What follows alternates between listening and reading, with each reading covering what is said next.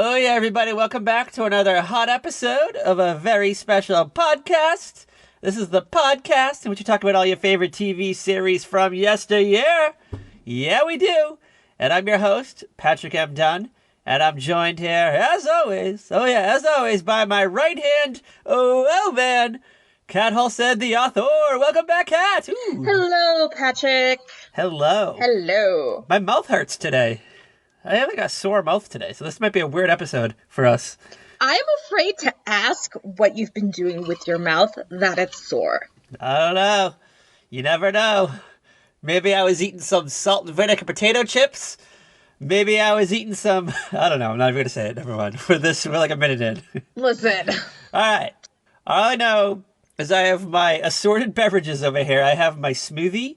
I have my Fresca. And I have my water. So, I'm loaded up on beverages today. I mean, yeah. I already finished my coffee for this morning. I was, done with it so fast. I looked at the bottom of my cup. I was like, oh, shit. Oh, girl's stressed. But I have my iced green tea. So I'm okay for now. Look at you. Trying to be healthy. Is green tea healthier? I don't even know if it is or not, to tell you the truth.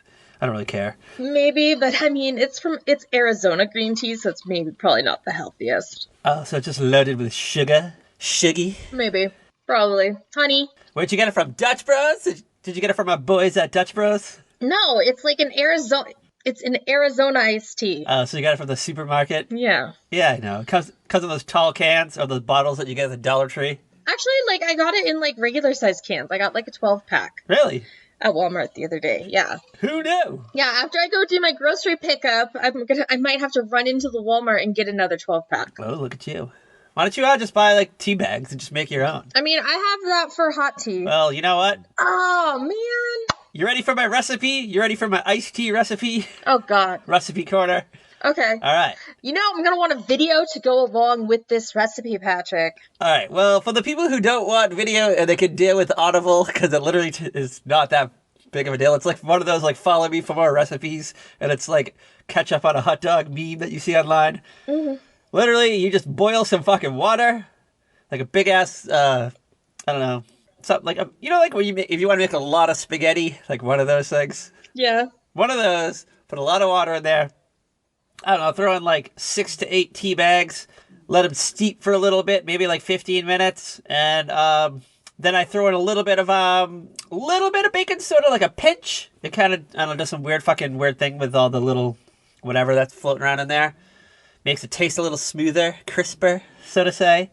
And then I let it simmer, I let it cool, I let it chill, and then I just throw it in a gallon jug or something, and just it's ready for consumption, girl. Ready for consumption. If you want, you can add some sugar to it. But yeah, you know me, I'm a Yankee. I'm from the Northeast, so we don't put sugar in our iced tea because we're heathens up there. We just fucking run around the city drinking our unsweetened tea. I mean, and even if you do put sugar, you do not put the amount of sugar in a Southern sweet tea. Oh my God. Ugh. I'm below the Bible Belt now. And I go somewhere and I ask for some sweet tea and I take a sip and all of a sudden, I have diabetes. So what the fuck's going on? I feel weird. I mean, have some water with your sugar. And a tea leaf, maybe? Seriously, okay, I like my stuff sweet. I am definitely a sweet tooth person. But even, sweet tea, I'm yeah, no. When McDonald's had the sweet tea, I would get, half sweet tea and, half regular, just, plain old iced tea, just to, so it wasn't oh my God, I'm gonna die of a sugar shock. So you're on hyper? You know when you're in middle school and you wanted you had a sleepover with your friends, you wanted to stay up all night, so you just ate a lot of candy and slush puppies. Get yourself a sugar rush. That's before you discovered pot. I mean, we always listen, I threw epic slumber parties back in the day, okay? I feel like you should have a whole podcast about it, talking about them. All right. I see what you're doing there, Patrick. I see what you're doing. All right. Follow us at saltyrockmedia.com for coming announcements. But speaking of announcements, we have we teased something near the end of last week's episode, the Welcome Back Kotter episode. I believe. Yes. I'll let you explain it. You can probably explain it better than I can. Okay, so we were wondering, would people decide if Gabe Cotter was an asshole for the advice he gave to his students on the Am I the Asshole Reddit subreddit. And I can tell you for the most part, yes, before we got banned. Okay, well, I think we should give a quick summary of like what Am I the Asshole is for our listeners out there who may not know what it is. So it's a subreddit in which people share their stories, in which, I don't know, maybe they wrong somebody, and they're asking the general consensus, the general population, am I the asshole? Literally, like you explain a story, Yes. and then the person reads it, and then they kind of just say if you're the asshole or not. Yes. We decided to put Gabe Cotter's conundrum to the test. So do you have the copy of the post? Yeah, I'm waiting. It's loading up right now. Oh no, I don't. Hold on, I got it somewhere. Give me a hot I second. don't have anything. Oh wait, hold on. Thought you'd be more prepared. Should be in my inbox. I have a screenshot of it. I thought it was there. I have a screenshot of like what you sent me, so I'll just read that. Okay, here it is. I've got it. Okay, all right. Okay. Sorry for the technical difficulties. We'll play the technical difficulty song right here as Kat gets her shit together. Listen, I can't help it if Google was being cranky. Okay? Cranky goog. So, here's the original post that I posted. I'm the teacher of a remedial social studies class. Recently, one of my students, Arnie, got pulled up to the mainstream classes. His friends were very upset about him leaving the class. They're a tight unit. They're good kids, even if the vice principal is convinced they're hoodlums since they're in the remedial class. As soon as his classes are over, Arnie rushes to catch up with his friends. This makes them sad since they miss him. Due to the structure of the school, they don't get to see him during any classes. They asked me for advice on how to deal with this. I told them they need to encourage him to make new friends in the mainstream class. That way he won't feel so lonely, and they won't be so worried about him. Unfortunately, to do this, they've had to be somewhat icy to him. The other day, Arnie showed up at my apartment to talk to my wife, hoping that she would convince me to allow him back in my class. It's completely out of my hands. Not long after, his friend showed up and asked me if they could stop being mean to Arnie now. My wife is furious and thinks I told the kids flat out to be mean to Arnie. The only time she'll talk to me is when she thinks the apartment heat has turned off and wants me to talk to the super. Am I the asshole? All right. Are you ready for some hot responses? Some hot responses? Yes. All right. My favorite one. This one's very brief. You're the asshole. He turned up to your apartment to talk to your wife? Then his friend showed up? What? A lot of question marks and exclamation points. And then another good one. Hold on. We get a lot of you're the assholes. You're the asshole. That was bad advice. The kid was more likely to feel hurt and confused by his old friends giving him the cold shoulder with no explanation than to feel encouraged to make new friends. And then another favorite one of mine is, you're the asshole. Shittiest advice ever. A lot of exclamation points. Encouraging him to make friends doesn't require them to ignore him and treat him like he's not their friend anymore. Yeah, you royally fucked us up, and you need to talk to the kids to apologize and admit you didn't think through your advice well enough. And yeah, probably talk to your super. Why on earth did you think that was good advice? And then, someone apparently had seen this episode of Welcome Back, Kotter. Yeah. Because they figured out that it was fake, and they banned Kat from posting to Am I the Asshole website. So, lifetime ban. Well, okay.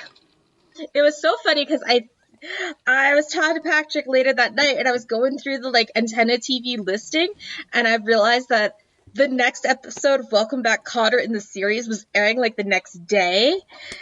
And I was going through, and I was like, oh shit, this episode aired this morning, the day we recorded it.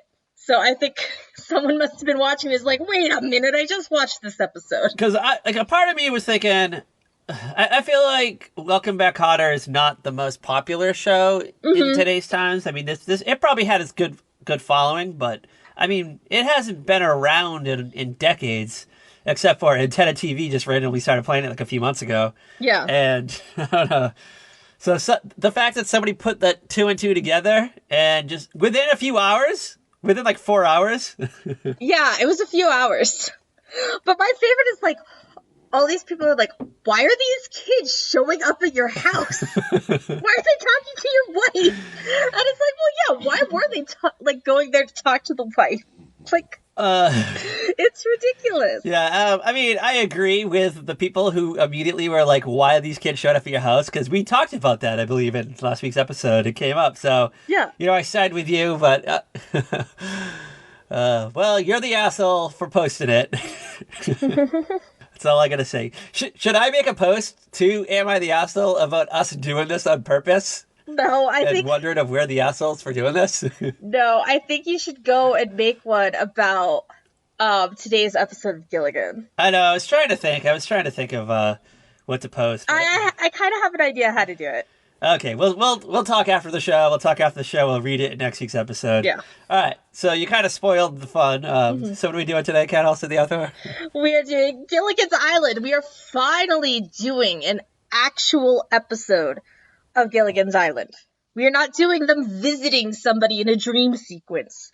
We are doing Gilligan's Island proper. Yes! Yeah, we're not doing a weird episode of Family Feud in which they go against the cast of Batman. We're not doing Baywatch where Billy Warlock thinks he's on Gilligan's Island. And he has a thing from Marianne, who's just acting like a weird Stepford wife type Marianne in that episode. Go back and listen to our summer beach month. Listen to Beach Month here at the podcast. I think it was like July episodes, right? Yeah, something like that, I think. So we picked probably one of the most wildest. I mean, they're all fucking wild. Let's be real. But yeah, probably, I think, one of the most wildest episodes of Gilligan's Island ever. I'm just going to throw this out there. Just the whole concept of it is mind-blowing to me and mind-numbing. And yes, this episode is amazing. And just the way the episode plays out is fantastic. So we did an episode called Not Guilty. This is in which Gilligan and Skipper, they find a newspaper in like a crate of coconuts that gets washed upshore. Yes. Okay, hold on. Okay. So yeah, Gilligan's fishing and they need food and he pulls in this food crate and he and Skipper get so freaking excited. They are like, "Oh my god, food!" And they open it and it's freaking coconuts. Of all things. Yeah, so it's coconuts wrapped in like newspapers. So they're kind of like bummed that they have more coconuts to eat. But the Skipper's like, you know what? At least we got like a bunch of newspapers we can read. So he just like happens to pick one up, and it happens to be like right around the time when the minnow was lost. It was like the Honolulu Press or something. It's a Honolulu newspaper. There's a hot article about the 7 missing castaways, and they believe that one of the castaways had murdered Blake Randolph. Was that the guy's name? It was like Robert Blake or something. Robert Blake is an actor who killed his wife. Yeah, I know. That's why I'm kind of like, ugh. I don't. Yeah, but it was like somebody. So yeah, they think one of these castaways did it, and so Gilligan and the Skipper are like, oh my god, one of the others is a murderer. And they're like, who could it be? Who could it be? Randolph Blake is the name. I just looked it up, by the way. Okay, Randolph Blake? Yeah. Okay. All right. They kind of go through one by one of all the castaways, and they kind of, they try to, by the art of deduction, they try to figure out who the killer is, so. First, Gilligan and the Skipper are sitting around. Gilligan's like, I know who did it, Skipper. And Skipper's like, who? He's like, the butler did it. Oh, yeah. He's like, whenever you watch TV, the butler did it. And the Skipper's like, we don't have a butler. And then Gilligan's like, okay, then it's like the least obvious person. And they're like, they're like, the professor. I think at first, like, Gilligan's like, well, why don't we ask the professor? He's the smartest of us all. He can figure it out. And then I think something, like a light bulb goes off in Skipper's head. Mm-hmm. The Skipper's head. His name's not Skipper. So they want to go to him to like talk to him, I think. Yeah. And not really accuse him of anything. But then when they walk in, he has a guillotine, and he's like chopping up coconuts with a fucking like homemade guillotine. Yeah, he's like, hey guys, look what I made. I made a guillotine. And they're like, what? And he puts the coconut in, and it slices that coconut, and they freak out. Yeah, he's like, we no longer have to use our hands. But let's remember, this guy can make a freaking guillotine, but he can't fix the boat. I wanted to bring that up, too, because, like, how did he make the blade? I know, right? Like, I think the professor wanted to be stuck on the island. Yeah, we'll get into it in a little bit because I have this like hot theory. I have a hot theory, but I think we'll get through the episode and then we'll get into kind of the evil shenanigans of the professor because he's like the I feel like he's like the John Locke in the story. Oh my god! He's on his walkabout. He's on his walkabout. Okay. And everyone's pissed that they're stuck on this island, and he's like, he's okay with it. He's cool. He's looking for his Jacob or whatever. Okay, so the smoke monster. So, like, he chops the coconut, and the Skipper and Gilligan run the hell out of there because they are freaking out. Yeah. So then they go to talk to the girls, and they come upon Ginger and Marianne, and they got this giant pot boiling, and they're throwing in flowers, and the girls are like, and the guys are like, "What are you doing, girls?" They're like, "Oh, we're making poison." The Skipper and Gilligan are like, "What the hell? What the hell? Like, oh my god, what is happening here? What is happening? Why?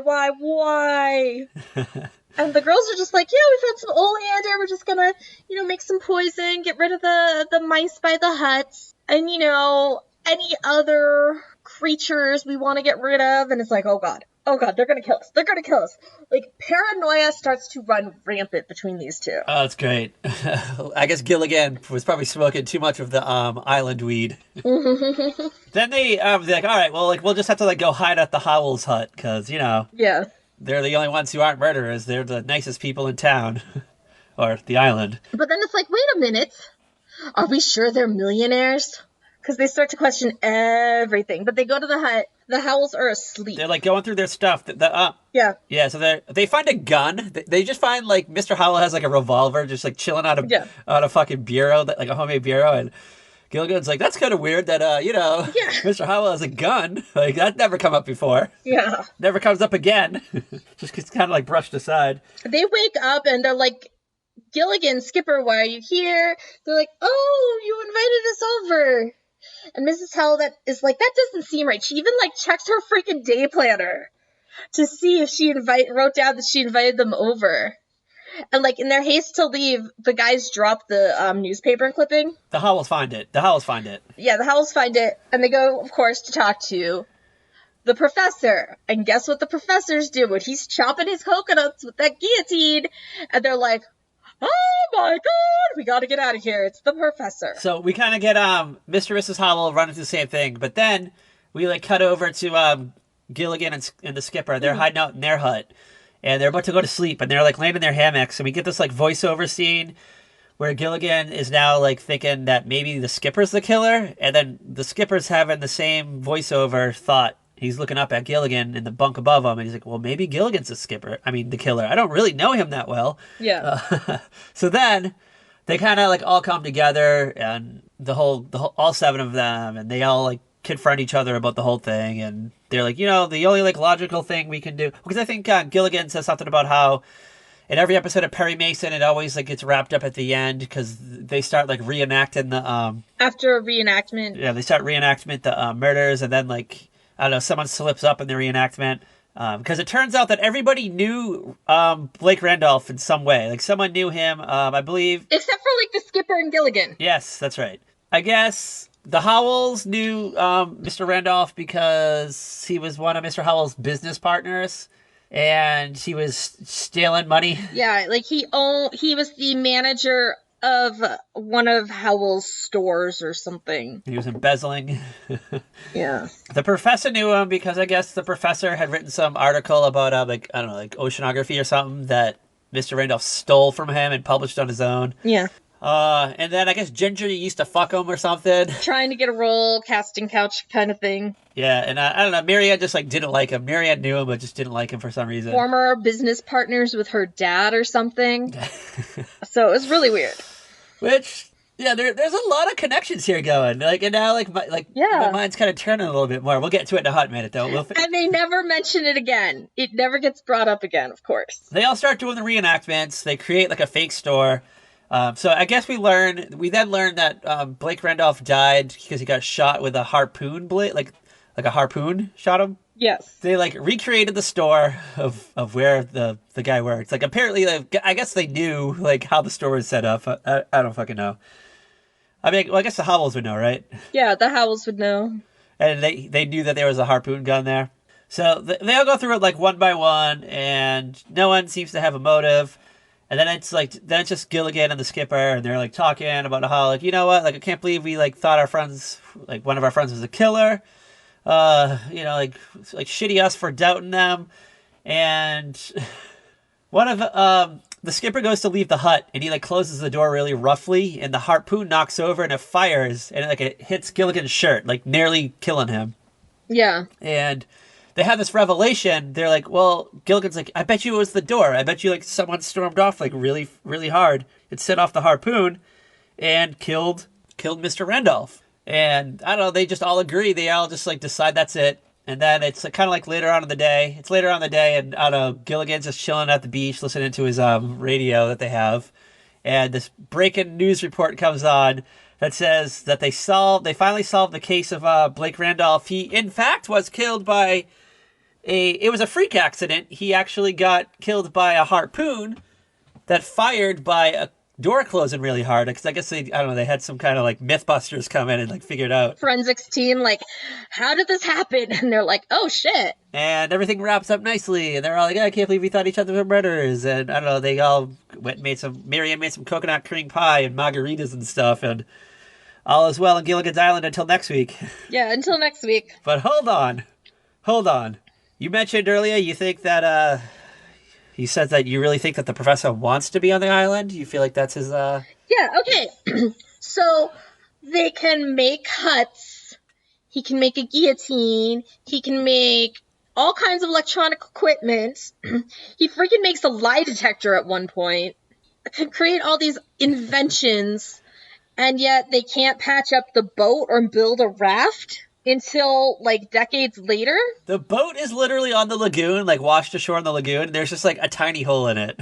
Like, all you have to do is just, like, patch that bitch up. There's, like, 2 holes, get a couple pieces of wood, like, some of the professor's, like, rubber cement or whatever the fuck he's got going on there. Patch up that boat and get shit working. Instead, the professor's, like, taking pieces of the boat to make new stuff, to make their life on the island easier. I have a hot theory. Yeah, let's go with your hot theory. All right, so the professor did kill Blake Randolph. Okay. He was, in fact, the murderer. He did, in fact, kill him because Mr. Randolph stole his oceanography report. Or maybe there's other reasons. Who knows? We haven't yet solved this mystery. We'll have to watch more episodes of Gilligan's Island to figure out the true deep, dark secrets of the professor. But he knew he was going to get caught. I bet you he was probably careless in his crime. Mm-hmm. Maybe he didn't think it through. Maybe, they did find the article that did accuse one of the castaways of being the murderer. So yeah, he's like, oh fuck. And I bet you that the professor probably read that article like as he was boarding his 3-hour tour, maybe, or like maybe he was on the way. He was like on the way somewhere and he read the article. No. He couldn't have read that article. He couldn't have read that article because that article came out after they were castaways, Patrick. All right, well, because how would you even be like, okay, can we just talk about how wild that must have been? Like, all the possible suspects for this murder end up on the same freaking boat. Did the skipper have an ad outside of this dude's shop and just not realized it? So, all right. So I believe that in some fashion, the professor knew that he like fucked up this crime. Like he probably left behind like a fingerprint, maybe like a strand of, well, they didn't have DNA then, but he left behind something. There was an obvious clue, and he had to think fast. He had short time. He knew he probably had like maybe days to put this all together before someone came looking for him, before someone came tapping at his chamber door, and maybe he looked a little into Mr. Randolph's life and he saw a lot of common threads. He saw that he was in business with the Howells. The Howells were in town. He was in cahoots with Ginger. Ginger just happened to be in town filming a movie or whatever the fuck she was doing in Honolulu. Marianne had some shady dealings with Mr. Randolph too, and so he pulled the 3 of them, or the 4 of them technically with the Howells, into his orbit, and then just happened to find maybe as you said, right outside the Howells store, there happened to be like maybe a flyer for like a little shore tour or something. There just happen to be Gilligan and Skipper, who are kind of not really associated with it, but they're good patsies. And maybe he checked the weather that day. He saw there was a stormer brewing, and that would be the perfect alibi. So I bet you, I fucking bet you that the professor probably sabotaged the boat. Maybe he veered it off course towards the storm. Maybe he because Skipper and Gilligan are pretty dumb. Let's be real; they're not the smartest. Peas in the pod. He went up when they weren't looking, and he turned the whale the other direction, and the ship was sailing towards the storm and away from its destination. And you know what? Now it's crashed and marooned on this mysterious island, and the professor's just fuck it, I can't go back to the mainland because I'm gonna get caught. Bitch is gonna get caught. And then, when Skipper and Gilligan found the newspaper article, the professor kind of put the idea into Gilligan's head by creating this elaborate plot. And then at the end, when Gilligan was kind of I bet you it was an accident. The harpoon went off by accident. The professor created a fake broadcast. Oh my gosh. You've got the professor as one of the most nefarious evil beings possible. I bet you he has a secret, I don't know, radio tower underneath his hut, or maybe. And he knew that if Gilligan would listen to the radio, he could pick up his faux broadcast saying that they solved the murder. Mm-hmm. Yeah, so I don't know. Plus, yeah, I don't know. There's probably more things going on with the professor that we haven't quite yet cracked the coconut shell on quite yet. What are your takes? Do you have any hot takes? I just think it's crazy that all these people are connected to this one guy back in Honolulu. What? And they all end up on a boat together.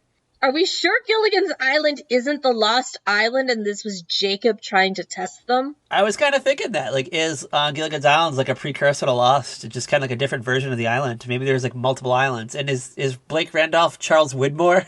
Dun dun dun! 1960s Widmore? Oh my god. You know what? They just don't find any of the hydro stations because they haven't been built yet. Is the professor is the professor the OG Dharma Initiative? Oh my god. Do we know the professor's name? Maybe his last name is Dharma. We don't know this. Professor Dharma. Oh my goodness, my mind is blown. I can picture this hot scenario where Gilligan's just kind of fucking on the island one day, and he finds this weird bottle with a cork on it, and he knocks it over, and he unleashes a smoke monster. And that, the smoke monster kills them all. Fucking kills them all. Mm-hmm. And that's why in some of the weird movies we get a different Ginger, because Ginger took on a new form. I mean, maybe Ginger died before the smoke monster had a chance to read Ginger. So he doesn't quite know what Ginger looks like. So he just had an idea from everyone's memories. His name is Professor Roy Hinckley. Roy Dharma Hinckley? Do we know his middle initial? There's no middle initial, but he's a PhD. Or maybe that's what he told the castaways, that his name was Roy Hinckley, but his real name... Dun, dun, dun! He was really Roy Dharma. And Roy Dharma is on the lam because he murdered Blake Randolph, who... maybe there's something to this oceanography report. Maybe it's trying to find the island, this moving lost island. Yeah, maybe. Ooh, fuck, Conspiracy Corner. Big time Conspiracy Corner. Conspiracy Corner. I want to, when we're done recording, I just want to, write, a Gilligan's Island Lost crossover. Just tie this all together once and for all. Or, create, a web drama, a radio drama. Oh, my goodness. It's coming. 2020 Vision Board. We still got time, girl. I mean, it is only February. That is true. So you think that, would you say that, Marianne is the Kate from Lost in this story? Yeah, probably. All right, hold on. Connect a Gilligan's Island character to their Lost counterpart. Oh, gosh. You ready for that game? Okay. So, Marianne, we agree she's Kate from Lost? Yeah. She'd be the Kate. What do we know about Marianne? I feel like we don't know a lot about her, just we really didn't know much about Kate. Yeah, I mean, she's a farm girl from Kansas who won a trip and tour in a lottery. Oh my god. And went to Hawaii by herself? A lottery? A lottery rigged by the professor. Dun dun dun! Do you feel like do you feel like Marianne has some baggage that we don't know about? Maybe she's on the run from something. Maybe you know what? Probably. Maybe she like accidentally killed her boyfriend or something. Maybe like something horrible happened. Like maybe she got in a fight with her boyfriend and killed him, and Maybe. or her dad or something. Maybe she got in a fight with her dad and just picked up his gun and shot him, and he died. And I don't know, all the townsmen wanted to, were after her. Or maybe it's like that episode of Route 66 where, she got pregnant at a young age and, I don't know, everyone just thought she was a loose woman and she got rode out of town. Yeah. She got rode out of town because she had a child at the age of 16 and she ended up giving up the child, but she couldn't go back. Oh, no, she can't go back home. People are going to think she's a trollop. So she took off. She's like, you know what? I'm just going to board a plane or a boat and just go to Hawaii, Honolulu. No one will know me here. Far away from civilization. I can just, I don't know, work at this like coconut factory. That's how she knows a lot about coconuts. A coconut factory? You mean where they process the coconuts to make like canned coconut and shredded coconut? Yeah, she's that girl, like, when you go like to like a exotic locale and you pay like $20 and they give you like a rum punch pie or something. Yeah. That's fucking Marianne. She ran away. She ran away to Honolulu. She worked at some little stand and she sold coconut cream pies. Maybe she used to work at the fucking Goya factory. I don't know. Dole. Who knows? Whatever they have out there. I don't know. Hawaii. I've never been. It's been a while. I think they have the Dole plantations out there. So, yeah. So, you know what? That's like her kind of, her calling. That's why she knows her way around a recipe on the island. Like, it's like... Yeah. You're a pretty crafty girl, Kat Halstead, the author. Mm-hmm. Sometimes Bakor. But, I don't know, can you just, like, crack open a coconut right now and, like, make a cream pie out of it? No, not at all. You feel like you'd have to read a few cookbooks or maybe watch a few YouTube videos or, like... Yeah, definitely. Well, I have to figure out how to open the coconut. And for a farm girl... I don't have the professor's guillotine. For a farm girl from Kansas, I don't know, just being really good around a coconut is pretty precarious to me. Yes, it is. A little peculiar. Yeah, so I don't know. There's definitely some. We'll figure it out. We'll figure it out the next time. Who's the Jack? Is that Gilligan? I kind of see Gilligan as like a Sawyer type, but like a less handsome Sawyer. Yeah, okay. Sawyer's role on Lost is he arrived in Hawaii. I mean, he arrived in the Lost Island and he just kind of like rolled with it. Just kind of like Gilligan's like just rolled with it. Gilligan, like, he's like, oh, fuck, I'm trapped here. I'm going to make the best out of it. And that's what he does. Kind of like how Sawyer did.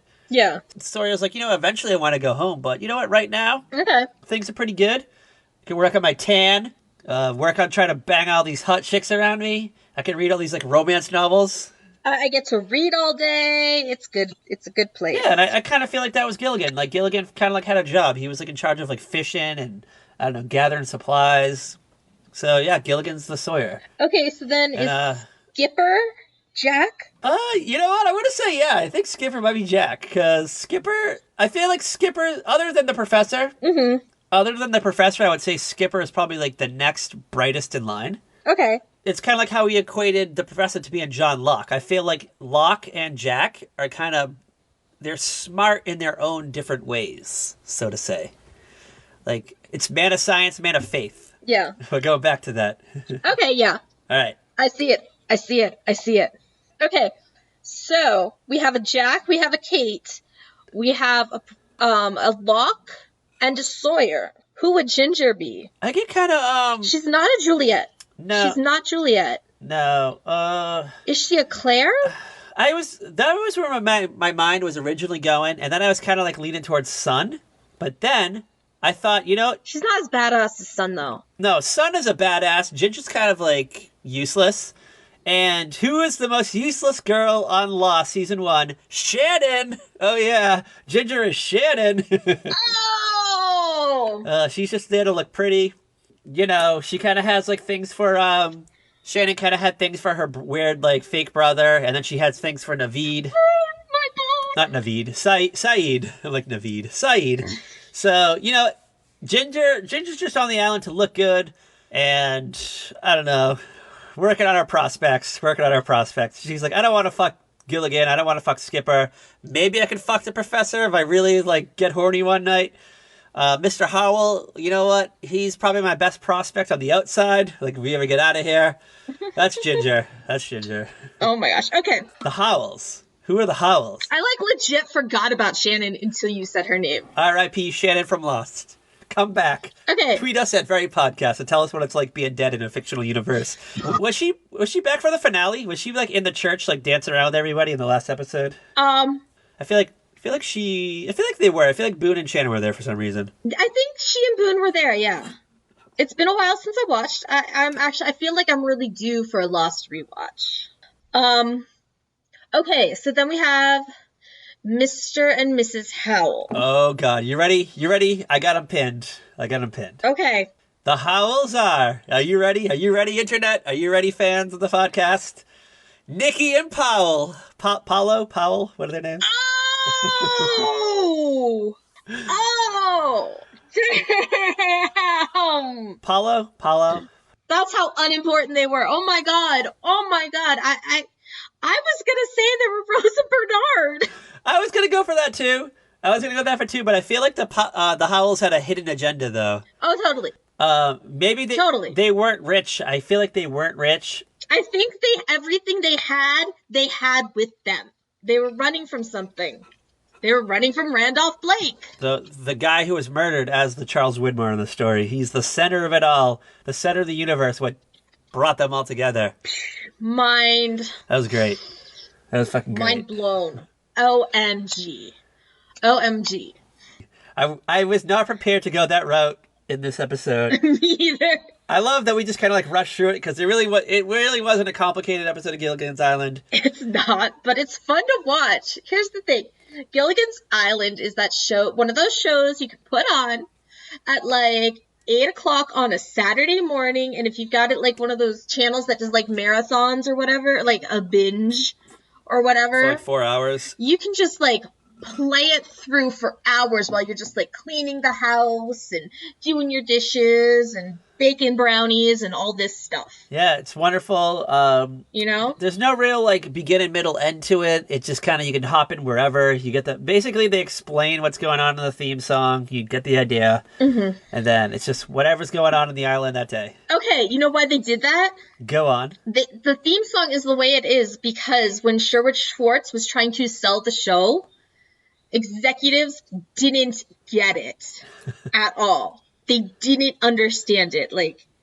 He believed in this show so freaking much. And these executives at CBS, when he was trying to sell the pilot, were we don't get it. And but we'll make your pilot.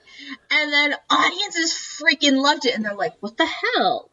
We don't get they did not understand this show at all. But people freaking love it. I mean, I grew up watching it every day as a kid. I probably watched this more than I watched The Brady Bunch. And it wasn't on that long. What is it, 3 seasons or something? It's 3 seasons of fun and follies. 3 or 4. Yeah, it wasn't on that long, but it's 3 seasons. It's 3 seasons. It's just short of 100 episodes. It's got 98 episodes. The first season's a black and white, so you hardly ever see those in syndication. So the only ones you ever really see are the colored episodes. Yeah. And if you do, they're the colorized versions. Oh, yeah. So there's not that many episodes that were in the rerun pool back in our day, but this was one of those shows that when I got a lot older and I found out it was only on for 3 years, I was what? This show was only on for 3 years? I just, in my mind, assumed this show was on for decades or forever. I mean, to be fair, we had it on every day as kids. Other shows that I felt that way about was Batman, the series Batman, The Addams Family, The Munsters. These are shows that just endlessly rerun through time, and there's not that many episodes. The Honeymooners is only 17 episodes or something, but yeah, it's just timeless show. Now, they did have 3 TV movie sequels made for Gilligan's Island. Yes. All right. I'll let you discuss them. Okay. So we have The Rescue from Gilligan's Island, made in 1978. And they finally get off the island and get back. They all have difficulty getting back into society. Marianne's fiance waited around for her the entire time. But he fell in love with her best friend, and she's about to marry the guy, and the best friend's freaking out, and she's wait, I can't do this. She's you love him, he loves you, you guys get married. Why hold yourself to a promise from before I was on the island? Then Marianne and the professor kind of have some chemistry going on during this. Unrequited love. Yeah, like, but they do, like, a reunion cruise, and they get lost again. Professor, we see you. We see you, Professor. How do they get rescued? Does it say? I never seen it. They built a raft. Finally? Like, they finally built a raft, like, and got off the island. And got, like, a cruise ship, like a steamer ship or some kind of ship picked them up and was like, hey, we've been looking for you guys. I like the theory that was in that one episode of Baywatch that we did, in which they just kind of like island hopped for a while. They went from like one island to another island, and they just kept like going to different islands, and they eventually like split up. And then in 1979, they had another sequel, The Castaways of Gilligan's Island, where once again they are rescued. And then the Howells go and convert the island into a getaway resort with the other castaways as silent partners. And then in 1981, we have like one of my favorites, which is the Harlem Globetrotters on Gilligan's Island. Oh, yes. Where, guess what? The Harlem Globetrotters are there. And we get this weird, because this is when Jim Backus was in really poor health. They wrote it into the script that the Howells had a son, Thorsten Howell III, who had been tending to Howell Industries this entire time. Never mentioned. Never, like, brought up. And, now he was, and then his son was now managing the resort. That is amazing. 1 second. It is wild. Keep talking. Keep talking about it. I'll be back in a second, but I can hear you. I don't know what else to say. That's like where we're at. And then of course we get there's all the reunions, like they pop up on like dozens of TV shows, of course. You know, you get them on Alf, which we've done. You get them on, hey, guess what? Baywatch, which we've done. You get them on an episode of Roseanne. Yeah, I believe Jackie's Gilligan, right? It's just wild. It's wild. Great times. Fun times to be had. And they had like even like a few years ago, there was like a reality show like based on Gilligan's Island. Yes. On TBS. What was it? Like, you had to kind of like, it basically was Survivor, but they just put the Gilligan's Island name behind it, I think. Yeah, it was called The Real Gilligan's Island, which plays two groups of people on an island, leaving them to fend for themselves in the manner of Survivor.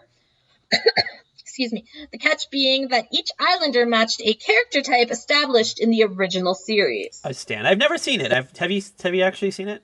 No, I haven't. I'm going to seek it out. I'm going to see if I find it, see what it's all about. It's probably horrible. It didn't last too long, obviously. I think TBS just wanted to have their own Survivor-like show, and they're like, let's just put the name Gilligan's Island on it. But I feel like if it weren't for Gilligan's Island... Yeah, like, here's our twist so Mark Burnett will not sue us. Dun, dun, dun. I feel like if Gilligan's Island were not to happen, there's probably a lot of shows that never really would have come into fruition. Like, I feel like Survivor probably would have never came around, because I bet you... Yeah. Mark Burnett was probably like inspired by Gilligan's Island. I don't have no factual data of this, but I feel like he was. I feel like Lost probably would have not come about, or... Like, well, how are you going to sell Lost if you can't be... It's like Gilligan's Island, but dramatic and spooky, and there's all kinds of mystery. Like, you know? Yeah, and it kind of... How do you sell that? Another thing that I'm just wild about is... You know, in the 90s, we started to have a lot of revivals of things, like, especially in movies. Like, we had a Car 54, Where Are You movie. We had a Brady Bunch movie. I just always thought it was weird we never got a Gilligan's Island movie. Yeah, same. It blew my mind. Blows my mind. We did get Gilligan and the Skipper in one of our favorite movies. Back to the Beach. Yes. Oh, that's great. And they played each other, right? Like, they actually played the characters. They played the characters, but they were never, like, named as Gilligan and the Skipper. Audiences would obviously see them and associate the two. Because, like, yeah. So this is like... Audiences knew. So we're now connecting back to the beach, to the Lost universe. Yes, everything's connected. It exists on the same plane. Everything! All right. Any last minute thoughts on Gilligan's Island, on Not Guilty, on Lost, on Survivor, on any of the stuff we've talked about tonight? Am I missing anything? I just want to say that Survivor is boring as hell. I always, like, fall asleep when I try to watch Survivor. I mean, I like the idea of it. I just don't like watching it because I don't like the real time element of it that's kind of like exciting with Big Brother is basically what you're seeing is what's happening in real time, and Survivor is just kind of, I mean, they kind of know the outcome and they can kind of create the hero's journey along the way. Yeah. And, you know, they know it. If they know someone's kind of like gonna end up becoming a villain, they can kind of create the narrative that way. They can draw it out. Exactly. I'm excited about next week. I don't know about you. You excited about next week? Is it movie time next week? Not yet. We have one short little trip. We have one little trip before we go to movie week. Sorry.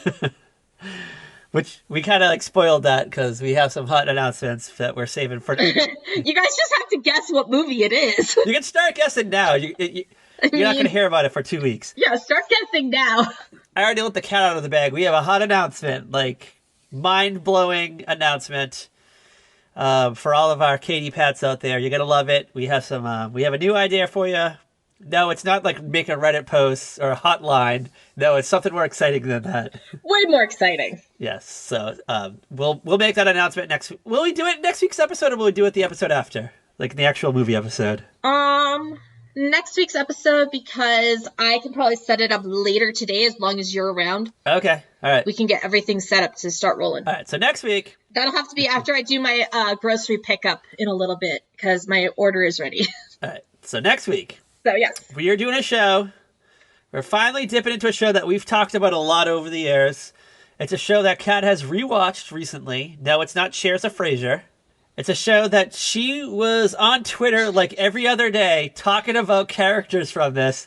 And she was deciding, like every day she would make a post on Twitter like, this person's the worst. No, now this person's the worst. Yes. I'm talking about a little show that launched a lot of careers. It actually starred an actor. Actually, we just talked about somebody from this show. Oh my god. All right. So we just talked about Jack from Lost, played by Matthew Fox. Before he was Jack from Lost, he was Charlie Salinger. Charlie Salinger! And he was like the leader of a party of 5 who were all orphans. They're all orphaned. And, I don't know, they struggle in, like, San Francisco. I think it's San Francisco. Is that where they live? Ish. Yeah, they're in San Francisco.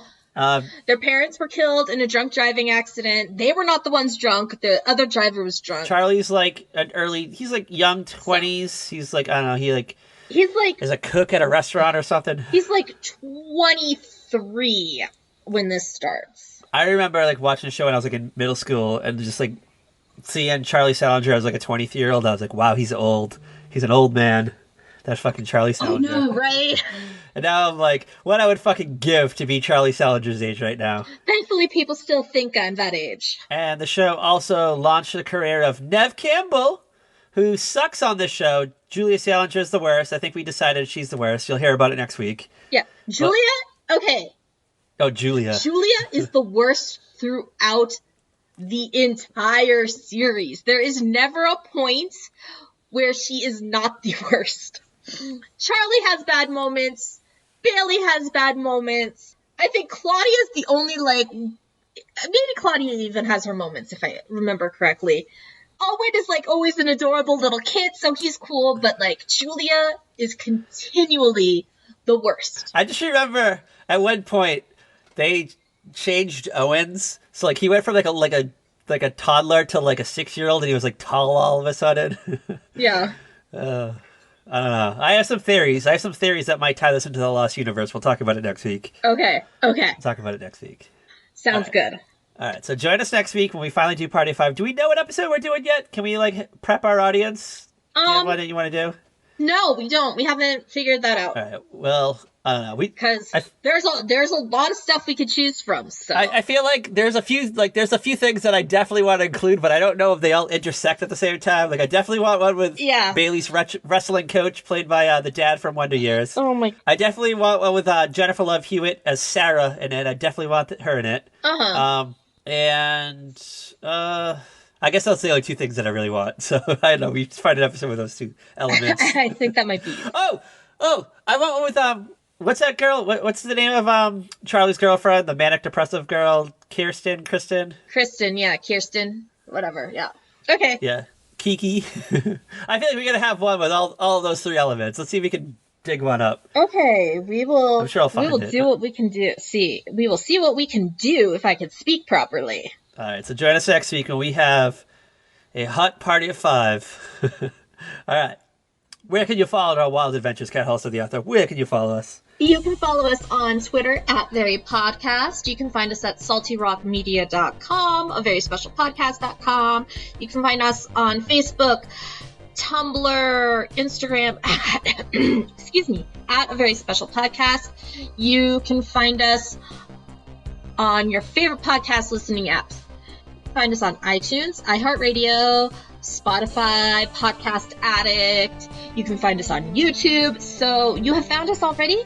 So subscribe and continue to follow our craziness. Please do, girl. And as always, bye! Watch the skies for the 1960s version of drones that the professor most likely probably created at some point.